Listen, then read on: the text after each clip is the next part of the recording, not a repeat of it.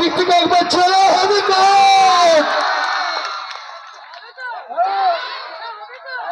কোথায় গেল ছেলের দিক থেকে একবার সামনে দিক থেকে একবার চল।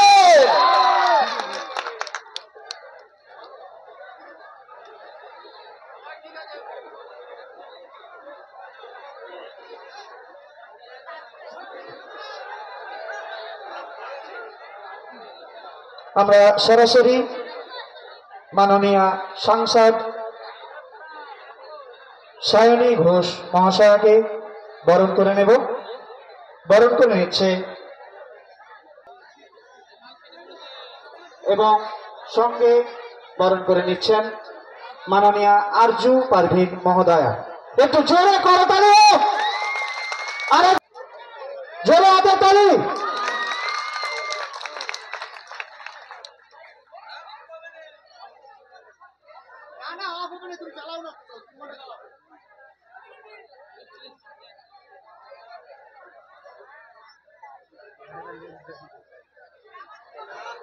আপনাদের বহু কাঙ্ক্ষিত মানুষ এই মুহূর্তে আমাদের সামনে উপস্থিত হয়েছেন।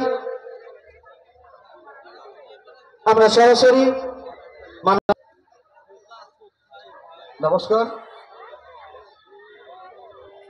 আমাদের যার উপস্থিতি এই অনুষ্ঠানের মাত্রাকে হাজার হাজার গুণ বর্ধিত করেছেন আমাদের সবার প্রিয় সাংসদ সম্মানীয় সায়নী ঘোষ মহাশয়া, মঞ্চে উপবিষ্ট সমাজের বিভিন্ন স্তরে যারা কাজ করছেন সেই সকল গুণীজনদের উপস্থিত হয়ে এই কদিন আমাদের মেলাকে সাফল্যমণ্ডিত করে তুলছেন, সর্বতোভাবে সহযোগিতা করছেন, তাদের প্রত্যেককেই এই সভায় অনেক গুণীজন উপস্থিত হয়েছেন। তাদের কথা আপনারা শুনুন, শুনে আমরাও সমৃদ্ধ হব, আপনারাও সমৃদ্ধ হবেন। আমাদের চলা আমরা বেশি ওনার কাছ থেকে শুনবো।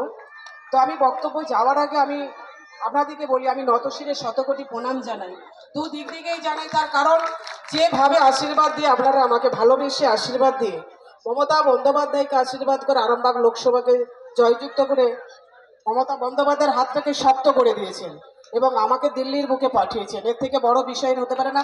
আরো একবার আমি নতশিরে শতকোটি প্রণাম জানাই। যাই হোক, আজকে আমরা কারণেই বললাম এত সুন্দর একটা নামকরণ মেলাটা। পল্লী, পল্লী মানেই তো আমরা গ্রাম বুঝি।